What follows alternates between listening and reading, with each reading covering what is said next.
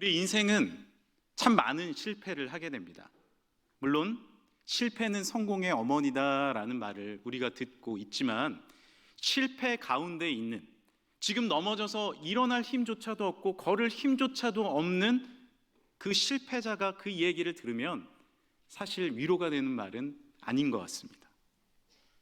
하나님은 우리 가운데 다시 한번 그 실패 가운데 일어나기를 원하시는 줄 믿습니다.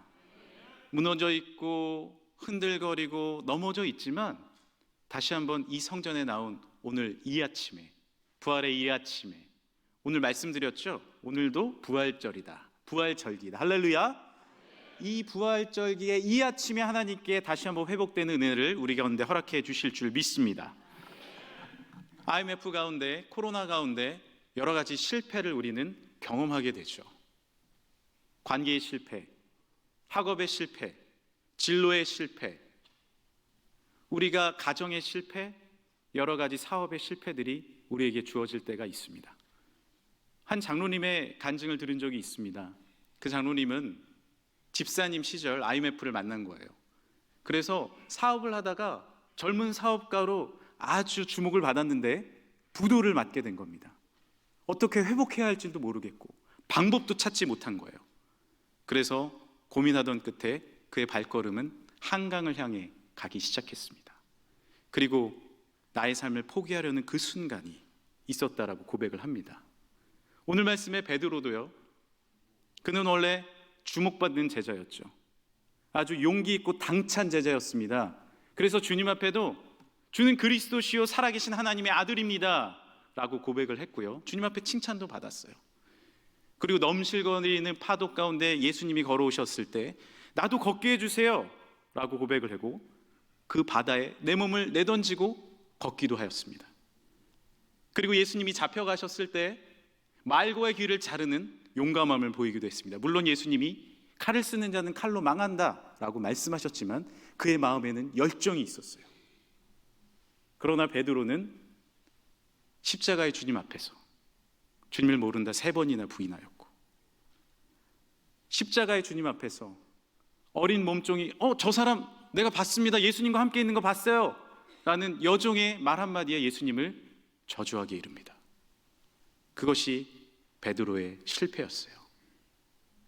부활의 예수님을 보지 못할 것 같아서 갈릴리로 향하여 다시 어부의 모습으로 살아갔던 것이 베드로의 실패의 삶이었습니다.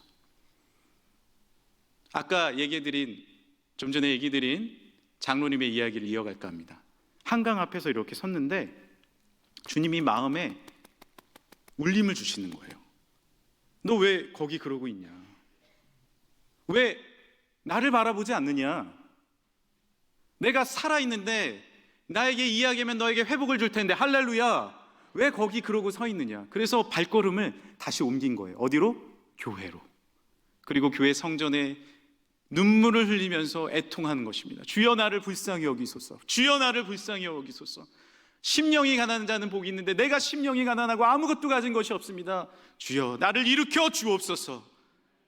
세상에는, 주변에는 자기를 일으킬 만한 아무 용기를 주지 못했지만 주님의 교회에 나와서 기도했을 때 주님이 다시 용기 주시고 회복시키시고 은혜 주셔서 지금은 좋은 사업을 하시면서 세상의 빛과 소금의 역할을 감당하고 계십니다. 할렐루야. 교회에서도 장로님으로 아름답게 섬기는 그런 장로님이 되셨어요. 우리의 삶도, 우리의 가정도 이런 실패가 다가올 때도 있지만 주님 앞에 나왔을 때 그 복음으로 회복될 줄 믿습니다. 사실 우리는 다 실패자예요. 한 사람도 실패자가 아닌 사람이 없습니다. 왜요? 죄로 우리는 실패했잖아요. 로마서 3장 23절에는 모든 사람이 죄를 범하였음에 하나님의 영광에 이르지 못하나니, 모든 사람입니다. 예외는 한 사람도 없습니다. 모두 실패자예요. 그러나 어떻게 우리가 일어날 수 있어요? 로마서 8장 1절 2절에는 그러므로 이제 그리스도 예수 안에 있는 자에게는 결코 정죄함이 없나니 이는 그리스도 예수 안에 있는 생명의 성령의 법이 죄와 사망의 법에서 너를 해방하였음이라. 할렐루야. 죄와 사망의 법이 우리를 다스리지만 우리는 믿음으로 일어나서 성령의 법으로 예수 그리스도의 보혈로 해방을 얻은 줄 믿으시길 바랍니다. 이것이 우리가 일어날 수 있는 이유입니다. 이것이 우리가 회복할 수 있는 이유입니다. 복음 외에는 없습니다. 베드로도 무너진 삶을 살았지만, 베드로도 넘어진 삶을 살았지만, 실패한 삶, 일어날 수 없는 삶을 살았지만, 그가 예수님께 다시 나옴을 통해서 회복을 얻기 시작합니다. 그럼 구체적으로 어떻게 오늘 말씀에 베드로가 회복의 단계들을 거쳐 나갔을까요?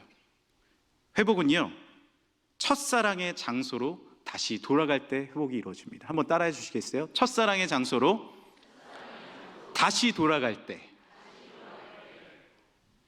오늘 말씀에 생각해 보세요. 베드로가 물고기를 잡는데 한 마리도 못 잡았습니다.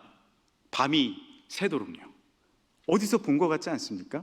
어디서 봤잖아요. 베드로를 처음 불러주셨을 때, 물고기를 잡아도 잡지 못할 때 깊은 데로 가서 그물을 던져라, 예수님 말씀하셔서 물고기 많이 잡았잖아요. 그래서 사람 낚는 어부가 되라 말씀하셨잖아요. 그 장면이랑 너무 똑같지 않습니까? 그런데 제자들은 모르는 거예요. 오늘 말씀에도요, 4절에도 예수인 줄 알지 못하였더라.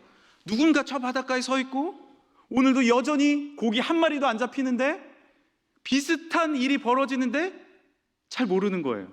우리 인간은 그렇게 살아갈 때가 있어요. 이거 뭔가 있는데, 근데 잘 몰라요. 그런데 주님께서 우리에게 말씀하시는 거예요. 은혜의 자리야. 할렐루야. 생각해봐. 은혜의 자리야. 이곳이 은혜의 자리고, 주님 앞에 나왔을 때 회복시켜 주셨고, 주님 앞에 나왔을 때 변화시켜 줬잖아. 주님이 우리에게 말씀하시는 줄 믿으시길 바랍니다. 은혜의 자리예요. 은혜의 자리. 이 성전에 나왔을 때, 하나님 앞에 기도했을 때 우리가 회복되었던 것 기억하시길 바랍니다. 그 자리가 내 자리며 은혜의 자리인데, 우리가 다시 한번 아침에 나와서 혹시 오늘 좀 늦게 일어나셨나요? 빨리 교회 가야지. 앉아있지만 기억해 보세요. 이곳이 은혜의 자리입니다. 제가 할아버지를 쫓아서 새벽 기도를 갔을 때가 기억이 나요. 차디찬 마룻바닥에서 겨울에 얼마나 추운지 몰라요. 그런데 기도하시면서 이런 찬양 우리 어르신들이 많이 하셨어요. 내 주를 가까이 하게 함은 십자가 짐 같은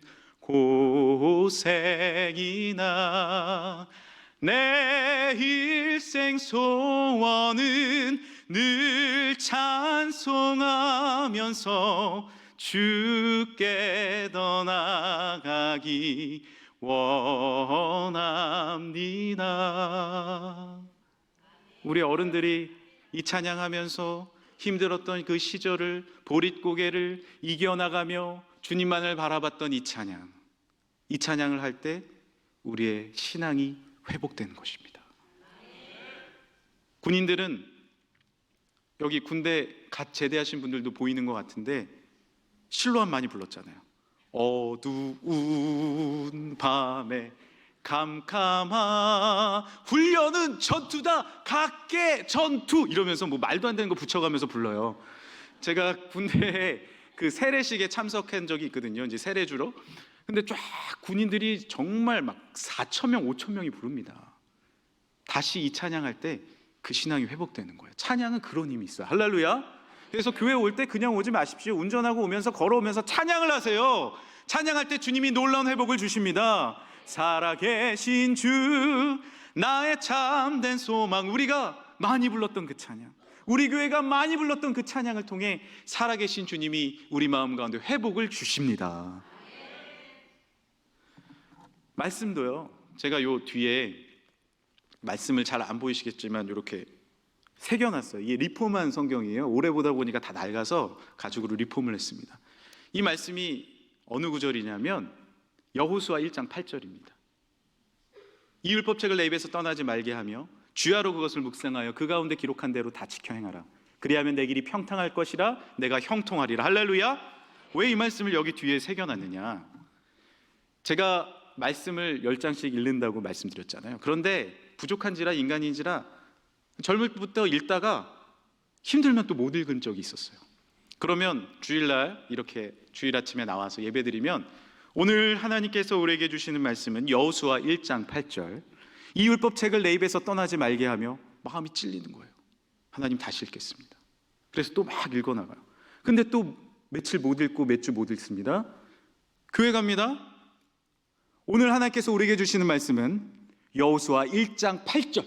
또 찔리는 거예요. 이게 계속 반복이 되다 보니까 이게 하나님이 나에게 주신 말씀이구나. 내가 새겨야겠다. 내 마음판에 새기고 내 성경책에 새기고 이 율법책을, 하나님의 말씀을 계속 읽기로 결정한 겁니다. 할렐루야. 우리에게 주신 말씀, 우리에게 주신 하나님의 회복의 말씀, 그 말씀을 기억하시길 바랍니다. 성경에는 기억하다라는 말이 250번이나 적혀져 있어요. 기억하라는 거죠. 내게 주신 말씀을, 내게 주신 찬양을, 내게 주신 평안을, 내게 주신 기쁨을 지금 기뻐하라. 할렐루야. 기억하라는 겁니다. 기억할 때, 그 첫사랑의 자리로 돌아갈 때 하나님께서 우리에게 놀라운 회복을 허락해 주실 줄 믿습니다. 베드로는 다시 기억한 거예요. 주님이 주신 그 첫사랑의 자리를. 그리고 나서 어떻게 갑니까? 누군가가 말합니다. 주님이시라. 한번 따라해 주시겠어요? 주님이시라. 회복은요, 주님이시라라고 선포하는 거예요. 베드로도 몰랐어요, 처음에. 이쯤 되면 알아야 되는데 수제자도 잘 몰라요. 그런데 오늘 말씀에 한번 제가 읽어드리겠습니다. 21장 5절이에요. 예수께서 이르시되 얘들아 너희에게 고기가 있느냐? 대답하되 없나이다. 이르시되 그물을 배 오른편에 던지라. 그리하면 잡으리라 하시니 이에 던졌더니 물고기가 많아 그물을 들 수 없더라. 7절입니다. 예수의 사랑하는 그 제자가 바로 사도 요한을 말하는 거예요. 세베대의 아들 사도 요한이 베드로에게 이르되 주님이시라. 할렐루야. 주님이시라. 이 얘기를 들으니까 베드로가요, 물고기 잡을 때 겉옷을 안 입고 있다가 주님한테 예의를 갖춰야 되잖아요. 겉옷을 입고 그때처럼 파도가 넘실거릴 때 예수님 걸어오실 때처럼 바닷속으로 몸을 내던집니다. 그리고 수영해서 가는 거예요. 막 가는 거예요. 여러분, 수영해서 갈 때 무슨 생각을 했을까요? 추측하건대 아무 생각 없었겠죠. 막 수영하는데. 그런데 가다 보니까 내가 파도 위에 걸을 때 주님이 일으켜 주셨는데, 가다 보니까 나 주님 모른다 부인했는데, 가면은 나한테 뭐라 하시는 거 아니야? 뛰어는 내려서 새 헤엄치고 가는데 뒤로 갈까? 앞으로 갈까? 이런 생각했을 수도 있어요. 도착했습니다. 다 젖은 몸으로 주님 앞에 섰어요. 그런데 성경에 기록되기를 주님은 모닥불을 피워놓으셨어요. 저는 이 장면이 마치 소리가 들리는 것 같습니다. 모닥불 소리, 타닥타닥타닥타닥 불꽃 튀는 소리 있잖아요. 그리고 그 위에 생선을 굽고 계셨어요. 빵이랑 생선 굽는 소리. 치치치치치치 맞나요? 치치치. 그리고 거기에 기름 한 방울씩 떨어지는 소리. 툭 푸스 툭 푸스. 그리고 제가 갈릴리 바닷가에서 밤에 교인들을 모셔놓고 설교한 적이 있어요. 파도 소리가 잔잔하게 들립니다. 촤 촤. 그 소리만 들리는 거예요. 주님은 묵묵히 생선을 굽고 계십니다. 그리고 한마디 하십니다. 와서 아침 먹어라. 뭐라고 혼을 내시던지 뭐라고 야단을 치시는 게 아니라 와서 아침 먹어라 라고 12절에 기록되어 있어요. 어렸을 때 기억해 보세요. 어머니에게 막 떼쓰고 삐치셔가지고 밤까지 막 그러고 싸우고 잠을 잤을 때 아침에 일어나면 뻘쭘하잖아요. 그래가지고 베드로처럼 이렇게 서가지고 학교는 가야 되는데 어떻게 해야 될지 모를 때 어머니가 뭐라고 말씀하셨어요? 아침 먹고 가. 그러지 않으셨어요? 이리 와. 아침 먹어. 어머니는 잊으신 거예요. 사랑하는 내 아들이 보이지 그 이전에 있었던 일들은 잊어주시는 거예요. 할렐루야. 주 예수 그리스도의 보혈은 덮어주시고 안아주십니다. 와서 아침 먹으라는 거예요. 주님이시라. 주님이시라. 우리 주님 앞에 나아가면 멀치에서 기다리시는 아버지와 같이, 탕자를 기다리는 아버지와 같이 계속 먼 데를 보고 계시는 거예요. 그리고 안아주십니다. 생선 좀 가져와. 함께 구워 먹자. 함께 기뻐하자. 우리 주님은 그런 주님이신 줄 믿으시길 바랍니다. 그 다음에 마지막에 회복의 단계는 뭐냐 하면 그물이 찢어지지 아니하였더라. 할렐루야. 한번 따라해 주시겠어요? 그물이 찢어지지 아니하였더라. 저는 이 장면이 흥미로워서 누가복음 5장과 처음 예수님께 고백했던 그 제자로서 사명을 받았던 누가복음 5장과 요한복음 21장 다시 예수님께서 콜링하셨을 때 그 두 장면을 비교해 보았습니다. 비슷한 점이 너무 많아요. 그런데 결정적인 차이점이 뭐냐 하면 바로 이것입니다. 누가복음 5장 6절에 이렇게 기록이 되어 있습니다. 처음 예수님께서 제자로 베드로를 부르셨을 때요, 그렇게 하니 고기를 잡은 것이 심히 많아 그물이 찢어지는지라. 처음 예수님 만났을 때 베드로는 신이 났습니다. 그의 성격상 너무나도 즐거웠어요. 내가 사람 낚는 어부가 된다니 너무나도 즐거웠습니다. 행복했어요. 그래서 주님 앞에 열정적으로 나갔고 파도 위를 걸어가다가 의심해서 빠져보기도 하고 주님 앞에 사탄아 내 뒤로 물러가라라고 꾸짖음을 당하기도 합니다. 그리고 결정적으로 예수님이 십자가에 달리실 때 주님을 모른다 부인하는, 그리고 실패하는, 그물이 찢어지는 삶을 살게 되죠. 우리도 무언가를 잘해보려고 했을 때, 시작했을 때 다 잘 될 것 같지만 물고기가 줄줄 새어나가고 그물이 찢어져 버리고 뭔가 해결되지 않는 흔들리는 삶을 살 때가 너무나도 많이 있습니다. 그것이 우리의 지금의 모습일 수 있어요. 그러나 주님을 다시 만났을 때, 이 부활의 아침에 베드로가 주님을 다시 만났을 때 그의 그물은 어떠했나요? 요한복음 21장 11절입니다. 시몬 베드로가 올라가서 그물을 육지에 끌어올리니 가득히 찬 물고기가 153마리라. 153마리 모나미 볼펜이죠. 이같이 많으나 그물이 찢어지지 아니하였더라. 할렐루야. 그물이 찢어지지 아니하였더라. 부활의 주님을 다시 만날 때는 주님께서 우리의 그물이 찢어지지 않게 하시는 줄 믿으시길 바랍니다. 밑빠진 독처럼 우리의 모든 물질과 우리의 모든 건강과 모든 것이 흔들리고 가정도 흔들리고 가진 것이 없다 생각할지 모르지만 다시 주님 앞에 회복될 때는 주님께서 큰 물고기가 153마리나 셀 수 있는 은혜를 주시며 할렐루야, 우리의 그물을 다 봉해 주시고 찢어지지 않게 하시는 축복을 주시는 것입니다.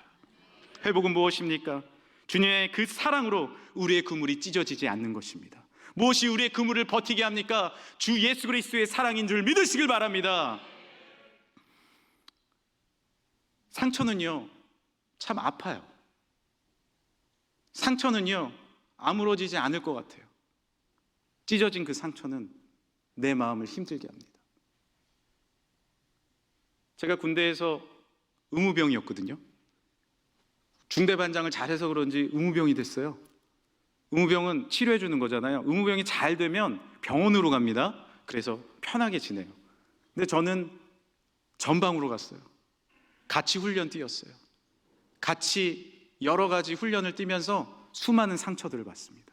찢어진 상처, 부서진 상처, 너덜거리는 상처. 그 상처를 봤을 때 야, 이거는 회복되지 않겠다, 너무 어렵겠다라고 생각할 때도 있었어요. 그런데 군의관이 꼬매고 제가 치료하고 그 다음날 또 와서 치료해주고 약 주고 그 다음날 또 와서 치료해주고, 그런데 놀라운 것은 하루하루 정성으로 치료하니까 회복되기 시작하는 거예요. 기독교 최초 무료병원 다일 천사병원에는 이렇게 써 있습니다. 우리는 봉사한다. 그리고 하나님이 치료하신다. 할렐루야. 우리는 약을 발라줄 뿐이에요. 이것을 내가 어떻게 붙여요? 찢어진 그 상처를 내가 어떻게 붙입니까? 꼬매도 내가 붙는 게 아니에요. 하나님이 치료하시는 거예요. 할렐루야. 하늘의 신령한 빛이, 주님의 놀라운 능력이 우리를 치료하시는 줄 믿습니다. 가정의 상처요? 회복될 것 같지 않죠? 아니에요. 주님이 만져주시고 주님이 역사하시면 그 자녀들의 상처, 가정의 상처도 주님이 아물게 하십니다. 우리의 삶의 상처들, 어려움들, 아픔들 주께 드리십시오. 그물이 찢어지지 아니하는지라. 할렐루야. 주님께서 회복하시는 거예요. 주님께서 만져주시는 거예요. 주님께서 그 사랑으로 역사해 주시는 것입니다. 이제 한 이야기 드리고 편지 하나 읽어드리고 마칠게요. EBS의 한 다큐멘터리 실험입니다. 이 실험은 부모님과 아이의 애착 관계에 대한 실험을 한 거예요. 이 실험에서 연우라는 아기가 나옵니다. 그 외에 또 다른 몇 명의 아이가 나오는데 연우라는 아기가 너무 귀여워요. 남자아이예요. 아장아장 기어다닙니다. 아직 돌이 안 됐습니다. 그런데 이렇게 기어 나오는데 깜짝 놀라는 거예요. 왜냐하면 앞에 절벽이 있는 거예요. EBS 실험이에요. 실제 실험. 그러니까 애가 어리지만 아기지만 본능적으로 아는 거예요. 나는 여기를 걸어갈 수 없다, 기어갈 수 없다는 걸 아는 거예요. 멈춰 있어요. 그런데 이 실험은요, 절벽을 만들어 놓은 게 아니라 절벽처럼 만들어 놓은 거예요. 유리를 깔아 놓은 거예요. 그래서 밑을 보면은 뚝 떨어질 것 같지만 유리로 안전하게 기어갈 수 있고 저쪽까지 갈 수 있는 거예요. 못 가겠어요. 이 아이가 가만히 있어요. 그때 음성이 들려요. 저 앞에서 엄마가 있는 거예요.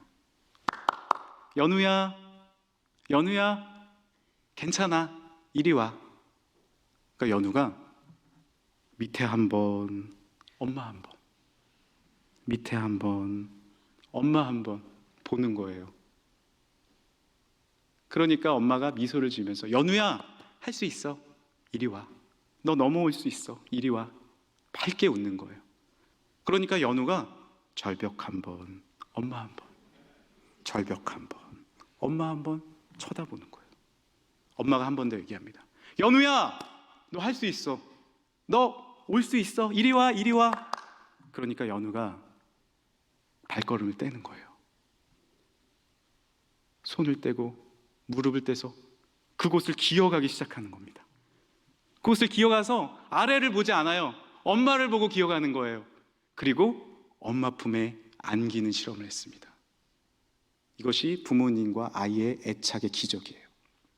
우리도 앞에 절벽이 놓여 있을 수 있어요. 이곳을 건너갈 수 있을까 고민할 수 있습니다. 아니, 할 수 없다라고 생각할 수 있습니다. 내 상처가 이렇게 크고 내 아픔이 이렇게 크고 나는 실패자였는데, 나는 베드로와 같이 아무것도 할 수 없는 그런 사람인데, 그러나 주님 말씀하세요. 이리 걸어오라고. 할렐루야. 내가 너를 사랑한다고. 우리는 기적이지만 주님에게는 상식이 되는 줄 믿으시길 바랍니다. 주님이 역사하시고 주님이 품어주시고 그물이 찢어지지 않는 축복을 주시고 주님의 그 첫사랑의 장소로 돌아가서 주님이시라, 그 누군가의 음성에 나도 믿음으로 화답해서 그 발걸음을 떼었을 때 주의 품으로 우리가 안기고 그 절벽을 이겨나가는 주의 축복을 주실 줄 믿습니다.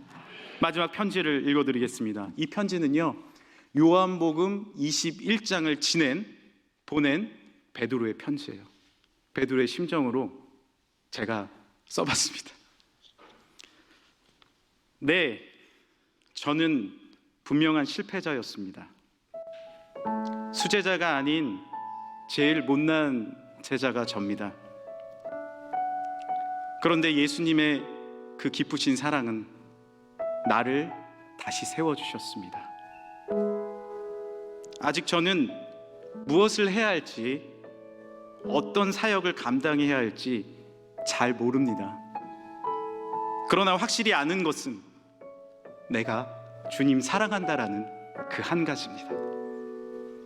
요한의 아들 시몬아, 내가 다른 사람들보다 나를 더 사랑하느냐? 라고 주님 물으셨을 때 주님 아시잖아요. 주님 사랑하는 줄 주님이 아십니다 라고 저는 고백했습니다. 다른 것은 모르겠습니다. 그러나 분명한 사실은 주님 사랑한다라는 그 한마디로 내가 회복되었다라는 것입니다. 이제 저는 주님의 양을 돌보겠습니다. 주님 말씀하셨듯이 이제 저는 주님의 몸된 공동체 사랑하겠습니다. 이웃에게 복음 전하며 그렇게 사랑하며 살겠습니다. 부활의 회복을 주신 주님, 나의 예수님, 나의 주님 정말 사랑합니다. 부족한 제자 베드로 올림.